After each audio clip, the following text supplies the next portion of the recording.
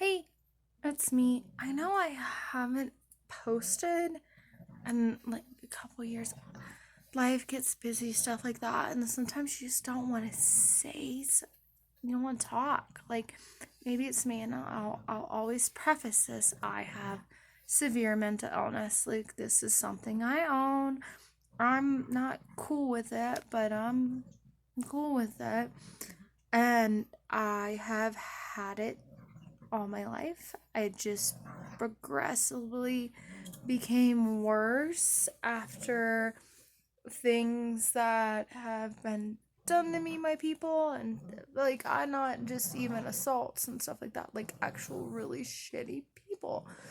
So um I I've been thinking about posting more in here, like, hey, what do we think of my 3 fans? What else have I gotta do during this quarantine? But the reason I'm posting this video and I'm bringing it to awareness of everyone else is there is a quote that hit me really hard today as I was calling my therapist to leave messages, to call and leave, to talk to people on the crisis hotline. Like, I'm not suicidal. Like, listen, I identify, something is wrong. Like, something in me has snapped.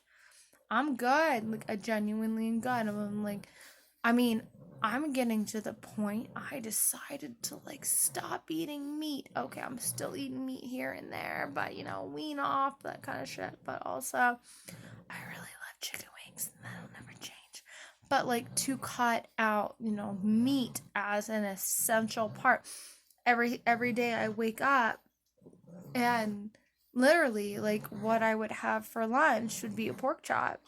I mean, most of the time that's all I eat all day, or like beef chunks mixed in, trying to make a little stew, but mostly just eat beef chunks. So I just got to this point that writing my first book, the winter I dated, I started to get nauseous when I smell meat. I mean, the smell alone, and I wasn't pregnant, bitch. I got them babies tied like 3 weeks ago.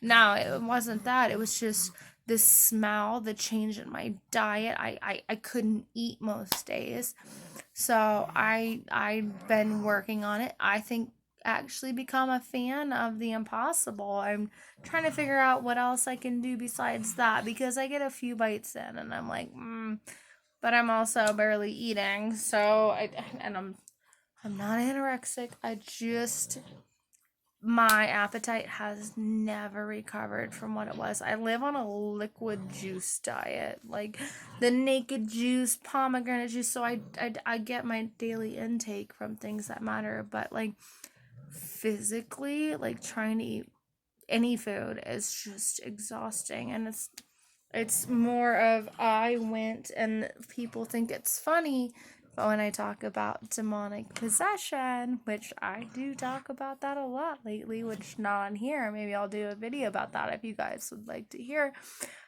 I've lost all ability to keep food down. I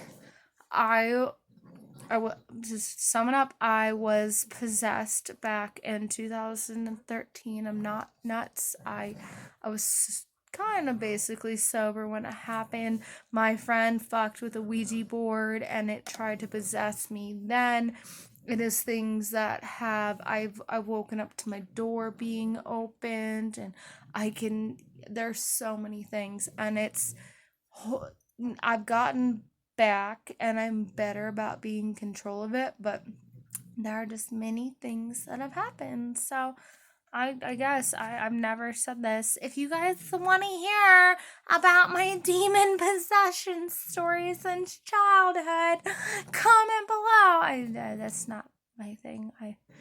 I don't need the likes. I which they're cool. I actually get really excited when people watch it. I'm like 3 people watching it, sweet, because there are people watching me drunk crying about having to vote for Hillary on the internet. That's on my channel too. My roommate fucking did that. So shit, what was I talking about? I do this thing, oh my god. I randomly go off on tangents. What the fuck did I say this video was gonna be about? I'm gonna keep talking until I figure it out. It wasn't demonic possession. Stupid fly. Oh, I was talking about my mental health. That's where we are.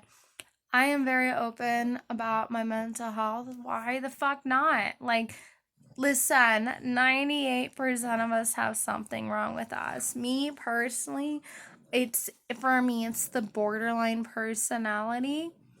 That's my rough one. Yeah. The PTSD only because I have flashbacks of being dropped on my face at a frat party. These are all good stories. Attacks, that everything, all that kind of stuff. But I have been feeling severely agoraphobic. I've been afraid to leave the house. Like, I can't leave my dog. I've had to call the hotline today, my crisis center.